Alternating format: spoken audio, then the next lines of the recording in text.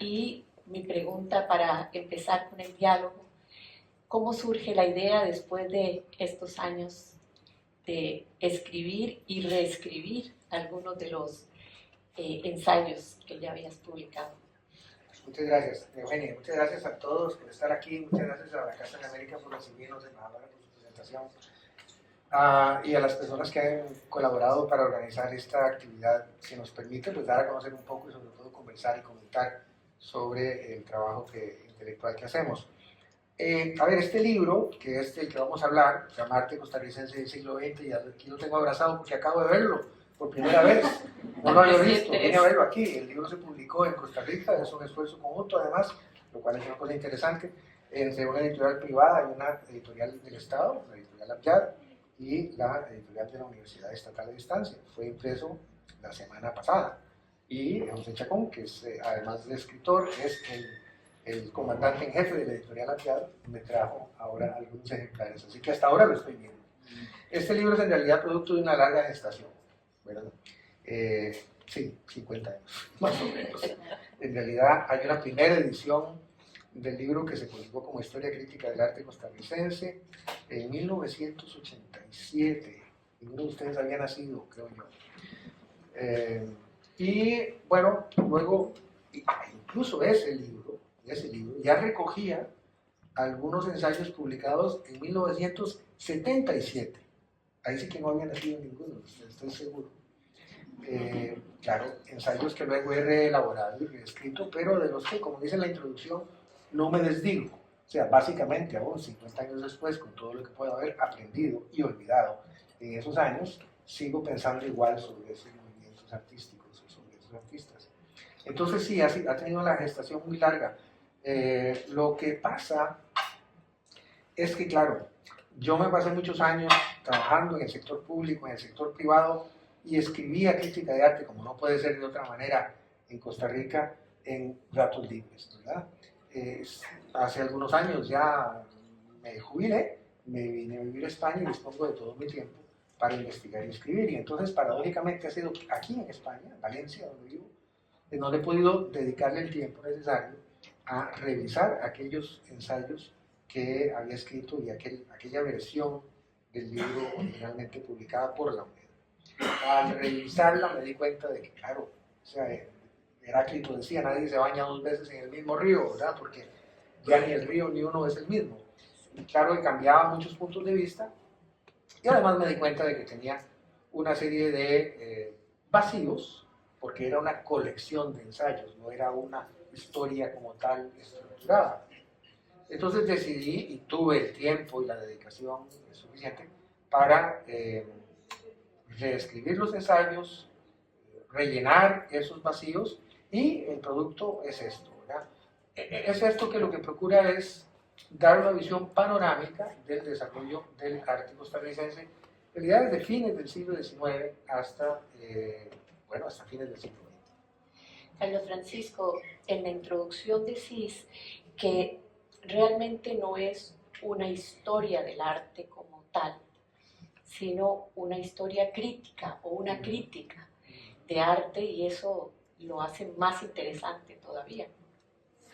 Sí, la crítica es el ejercicio del criterio, ¿verdad? Y por lo tanto es algo que tiene un componente de subjetividad, ¿verdad? Una historia del arte académica, pues tiene que tomar nota de tales y cuales artistas, decir cuáles fueron los premios que se ganaron, las exposiciones que hicieron, tiene que dar cuenta de cuáles fueron los más famosos, etc. Una historia crítica es diferente. El término yo lo saqué de realmente mi maestra en esta materia, una crítica de arte argentina que vivió mucho tiempo en Colombia y en Venezuela, Marta Traba. El concepto de historia crítica viene de un libro de ella. Y lo que procura transmitir es que hay un componente de subjetividad. No una subjetividad caprichosa. De hecho, hay artistas costarricenses a quienes yo quiero mucho, que son amigos personales y con quienes tengo una relación de afecto, que prácticamente no aparece en el libro, ¿verdad? Así que no es ese tipo de subjetividad caprichosa o emocional, pero sí una subjetividad de apreciación. Por eso es que en la introducción yo menciono este concepto acuñado por Gaston Bachelard de transsubjetividad, es decir, subjetividad compartida. Uno apuesta un poco como crítico a expresarse, a escribir y a esperar que aquellas ideas que uno tiene, que esa lectura que uno hace de la obra de arte, encuentre resonancia en el lector. Y a eso se la juega, ¿verdad? Puede ser que ocurra, puede ser que no. Y ese es entonces el sentido de una historia crítica. Sí, mencionabas también que fue una tarea ingrata, de alguna manera, que, ¿verdad? A veces quitar ciertos mitos o incluir artistas que el medio no reconoce, por ejemplo. Sí, yo no sé de dónde saqué eso, si a los críticos de arte nos quiere todo el mundo. Todo lo contrario, ¿verdad? O sea, hacer crítica de arte siempre es quedar mal con un montón de gente y además, a ver, en algo, crítica de cualquier cosa, literaria también. Los críticos musicales no son la gente favorita de los gremios artísticos, ni nada de eso, ¿verdad? Todo lo contrario. Es ingrata en ese sentido, un poco por lo que decía antes, ¿verdad? De que haya, yo sé que hay artistas que se van a resentir conmigo cuando vean este libro, gente amiga mía, ¿verdad? Habrá otros que se sorprendan, incluso de aparecer en el libro. Por eso. Pero entonces, es en ese sentido que es ingrato, ¿verdad? La creación, la escritura como tal en sí misma es muy placentera, por supuesto, para cualquier escritor. El escribir es una cosa muy placentera, pero por las características particulares y las repercusiones que tiene el trabajo crítico en el medio, en este caso artístico, pues sí, hay momentos en que es difícil. Don Guido Sáenz, que es sobre todo un promotor de la cultura costarricense y que hace presentación en el libro, dice que tu publicación es una obra de magna importancia para el desarrollo de las artes plásticas de nuestro país.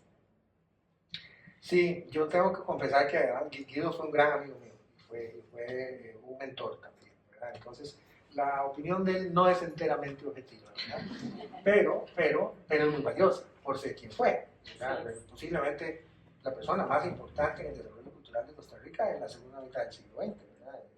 En muchos ámbitos, ¿no? Especialmente en el ámbito de la música, pero también en el del teatro, la literatura y las artes plásticas, porque incluso en sus últimos años se dedicó a pintar. Por cierto, creo que ni siquiera menciono a Guido Sáenz como pintor, ¿verdad? En la obra. Ese es uno de los que se hubiera resentido, ¿verdad?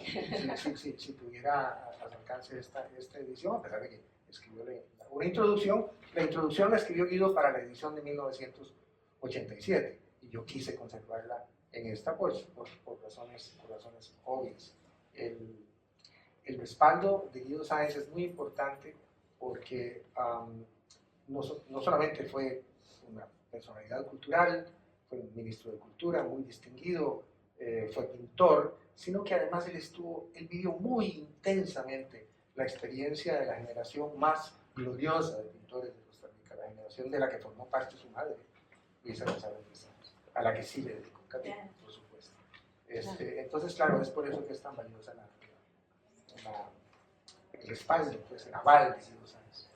Sí, porque menciona sobre todo el rigor, ¿verdad? Y cómo te metiste, digamos, en el conocimiento de cada uno de los pintores, que me imagino que no los conociste a todos, pero que captaste exactamente el interior de cada pintor.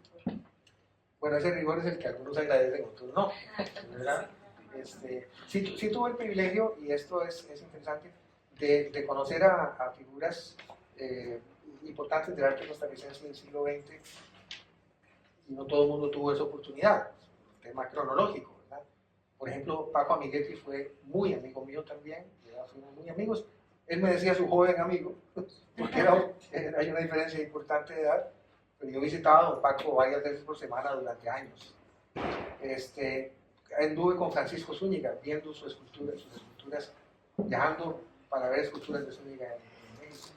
Digamos, dentro de esas grandes figuras, por supuesto, también doña Luisa, la mamá de Guido. Incluso a don Kiko Quirós, perdón, lo conocí. Así que sí, todavía pude pescar la colita, digamos, de esa generación de artistas costarricenses muy importantes, y luego, por supuesto, ya los artistas de generaciones posteriores también los he conocido de cerca. Y sí, a la hora de pues, leer, interpretar y sobre todo tratar de transmitir qué es lo que representan sus obras para el público lector, he tratado de ser pues, tan riguroso como me lo puedo permitir. Mencionabas ahora ese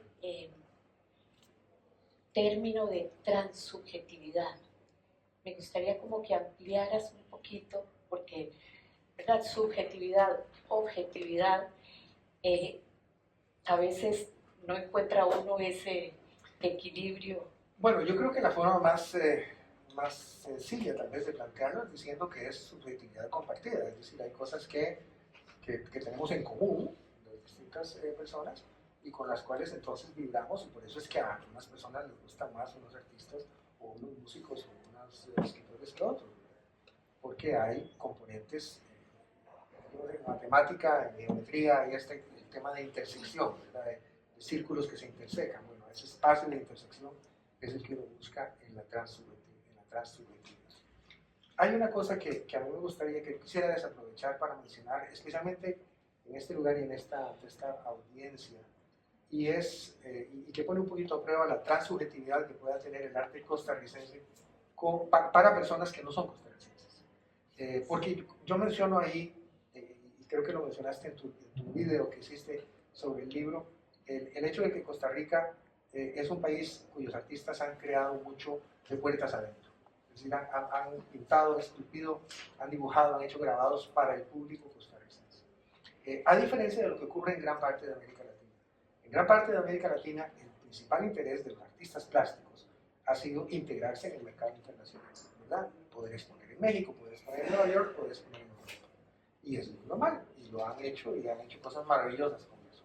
El artista costarricense, muy pocos artistas costarricenses tuvieron esa aspiración, siquiera.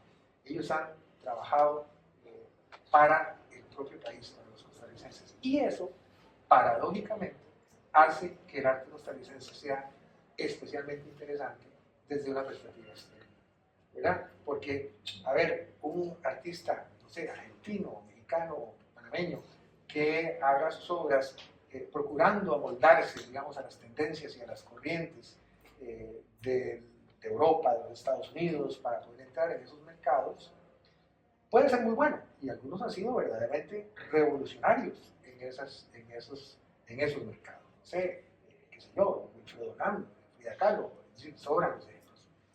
Pero es muy interesante también el caso de los artistas que han creado precisamente la originalidad del arte costarricense reside en alguna medida en eso, ¿verdad? Que es un arte, alguien podría decir voluntariamente provinciano, pero eso, en tiempos de globalización, cuando todo se parece tanto, incluso el arte, Sí.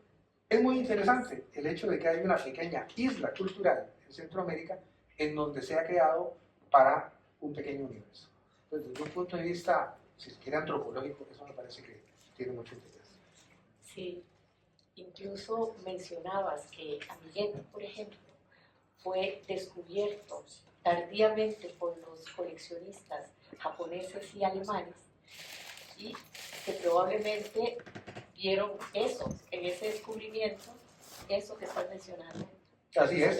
A los alemanes les llamó la atención mucho la raíz expresionista que tiene el grabado de Amiguetti, que viene directamente del expresionismo alemán, y gracias a una exposición de expresionistas alemanes, de grabados de expresionistas alemanes que se hizo en Costa Rica en 1932, si no me equivoco. Y a los japoneses les interesó eso mismo. O sea, Japón ha sido un país introvertido, siempre. Es más, lo fue de manera casi oficial hasta la era Meiji, ¿verdad? Hasta fines del 19. Entonces, esa creación artística para su propia gente, para su propio pueblo, ¿verdad? En un lenguaje que su propio pueblo entendiera y en una técnica, como es el caso de la silografía, que también se ha cultivado tanto en Japón, les llamó muchísimo la atención. En Japón apreciaban muchísimo los grabados de Don Paco Amiguetti, de las exposiciones más interesantes que se hicieron de su obra, se hicieron en Japón. Carlos, tal vez para terminar nuestro segmento, me gustaría preguntarte si el tiempo que fuiste ministro de Cultura, Juventud y Deportes de Costa Rica, hay una clara influencia de la experiencia que tuviste en el campo en tu libro. Pues yo espero que no, en realidad. Sí, porque ver el arte desde la perspectiva del poder político nunca es lo más aconsejable, ¿verdad? Además, este libro en su primera versión fue publicado el primer año que yo, o sea, fue escrito antes de ser ministro yo. Sí. Yo fui ministro del 86 al 90, el libro se publicó en el 87 originalmente, pero había sido escrito antes. Entonces, la verdad es que en esos años yo me mantuve muy no al margen, evidentemente. Yo en ese momento presidía la Junta Directiva del Museo de Arte y, en fin, tenía responsabilidades que espero haber cumplido, pero no involucrándome yo como crítico o de una manera más personal. Ya después, cuando dejé el ministerio, incluso pasaron varios años en los que mantuve esa distancia y luego, no es sino ahora, ya jubilado, que he retomado contacto con el arte del país y con este proyecto en particular. Que todos los costarricenses te agradecemos, porque realmente lo han mencionado varios autores también, que vino a llenar un gran vacío que había en este sector. Muchas gracias. Muchísimas gracias y te deseamos muchos éxitos en la presentación de tu libro. Gracias. Muchas gracias.